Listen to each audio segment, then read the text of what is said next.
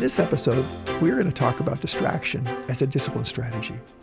This is both a really relatable strategy, but also sometimes a bit confusing. In my experience, it works with children of all ages, but we most often think about it as working more with young children. In this brief episode on parenting tips, we're going to lay out some general guidelines for how to use distraction to help your child stay calm or manage their big emotions before they get too big. But let's start with you. Have you ever been distracted? I think we can all say yes to this one. Have you ever intentionally distracted yourself to help calm down? We do this when we take a break from something frustrating, when we check our phones after completing a task or before we move on to the next. We distract ourselves when we're stressed. Sometimes distraction can be really helpful, and sometimes it can add to our levels of stress because we are now procrastinating. I would like to suggest that we as adults use distraction all the time. If I'm getting frustrated with a project or some task I'm working on, I know that it is best to take a short break and then come back to it when I'm at a better place to be able to focus and stay calm. Distraction is a great adult strategy. Your child is different in one important way. Your child is still developing. Their brain does not have all the capacity that you have for making this kind of determination. When young children get frustrated, tired, or bored, they have a much shorter fuse before they become dysregulated. They have far fewer tools that they can use. It is our job as parents to teach them how to stay calm. Distraction is a commonly used parenting technique that can help a child stay regulated, remain calm, by changing something in their environment or situation that causes them to forget momentarily about what was starting to bother them and to focus on this new thing, this new change instead. Many of you have done this since your child was born. You may have noticed that when they were fussy or tired, you picked them up and gently bounced with them, or you got them to look out the window, or you introduced them to a toy they may not have played with for a day or two, or you may have animated one of their stuffed animals to talk to them to get their attention, and it worked. It helped them to stay calm. When you do this, you engage in distraction. So, when should you use distraction? It is best to use distraction before a potential problem becomes worse. Have you ever had a time when you look back and you think, I could have predicted that was going to happen? For example, you're shopping for longer than you intended and your child is getting tired or bored.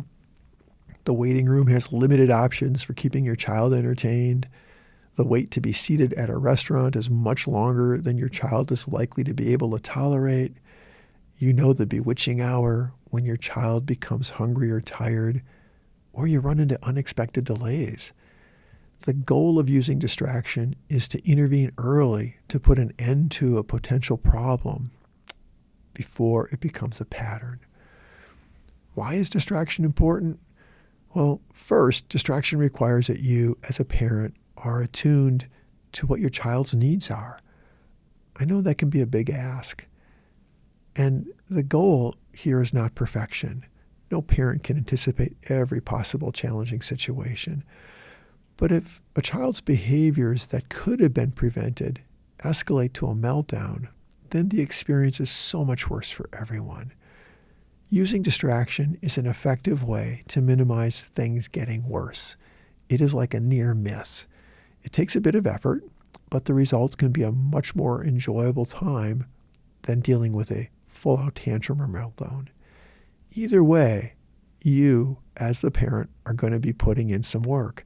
You have a choice. Would you rather be proactive and minimize the problem behavior or situation, or would you rather be reactive and be stuck cleaning up an unpleasant mess with lots of big emotions? In episode 28, Planning and Preparation, we talked about what you carry in your emergency activity bag. It could be a deck of cards, crayons, and a children's activity book, a small bottle of bubbles, non-perishable snacks, several small pocket-sized games. These can all be helpful tools for keeping a child entertained when you are trying to distract them. But what happens when those things aren't available? A game of I Spy in a grocery store, or looking out a large window, playing favorite songs, or singing along, or making up a story to entertain can all help to distract a child for short periods of time. For very young children, a change in the environment, what they see around them, can be a distraction. Going for a walk or finding new things to discover or explore outside may be just what is needed to get past a challenging moment. There are times when distraction is just not going to work. When your child is already having their meltdown or tantrum, when the child's become aggressive, when they have already hit, kicked, spit, punched, or thrown something, these behaviors require a more direct intervention, like a timeout procedure, which is covered in several other podcasts. When children are so upset, they are not able to self-regulate. And we'll talk more about what to do in these situations in a coming episode. For younger children, it really helps to anticipate as much as possible the times or situations that can be trouble spots. This is often around transitions, like getting up, getting ready to go somewhere, getting ready for bed, or when your child is tired, bored, or hungry. For very young children, it may be as simple as a quick change in the environment. Pick them up and go for a walk. Engage them in a conversation or a game. Help shift their focus from something other than what may be distressing to them in the moment. Oh, look at that bird. Can you see another one? What do you think it's doing? Do you see any red cars in the parking lot? How many trees can you count on this side of the street? Let's sing that one song that is so much fun to sing. For older children, it may be a conversation about what are their favorite songs or music playlist, or giving them puzzles or fidgets or books to read, or making a list of activities at home your child can do to take a break, or maybe encouraging them to play with the family pet, or getting some exercise outside, or some other quick game or activity. I know it is easy to fall into the trap of making a cell phone or some other form of technology the one and only go-to strategy to help your preteen or teenager distract themselves. The next time you're in a public space like a shopping mall or a waiting room, notice how many people rely heavily on their cell phones for distraction. While this is not necessarily bad, if it is the only way a child or teen knows how to distract themselves, it might be pretty limiting, especially if they don't have their device at the time. If you would like to add this valuable parenting tool to your toolbox, take a moment and think about all the ways you successfully distract yourself. Then think about the times that you are most likely to see your child's behavior start to unravel. If you can anticipate or predict what time of day or in which situations this occurs, then you can be more prepared to use distraction. Consider which ways you want to distract your child. There may be some trial and error here as you find the specific interventions that seem to work most of the time.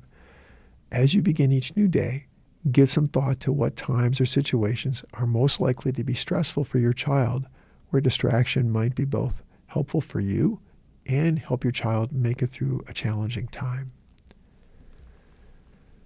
As we go through episodes on specific discipline strategies for managing challenging behaviors, please challenge yourself to learn more. Go back to previous episodes in this podcast to get the big picture on parenting, even more tools for your parenting toolbox. Knowing what function the behavior serves is incredibly important. Please check out the episodes in this podcast series on why kids misbehave, common parenting mistakes, and keeping track of problem behaviors to better equip yourself as a parent. Also, go back and check out the episodes on the parent-child relationship and parenting styles. Finally, these tools are common strategies that are taught in many evidence-based parenting programs. No one strategy works by itself. No one strategy works for every child. These discipline strategies are common, and they commonly work for most children. If you have persistent difficulty with your child's behaviors or big emotions, please seek professional help. Please remember, discipline is about teaching our children. We do this by being present for them each day in ways that we're able. We model, we guide, we help them learn to problem solve, we keep them safe, we listen to them, we nurture them, we help them create routines and learn self-control, we create memories with them. We play with them, we laugh with them, and we love them. Thank you for tuning in and considering this parenting topic. I hope that this information added to your growing toolbox of parenting your child or children. Please consider exploring other topics in this series. Remember, no one parenting tool can do everything. We need many tools to become the best parents for our children. Your children's future depends on you and the time and effort you invest in them today.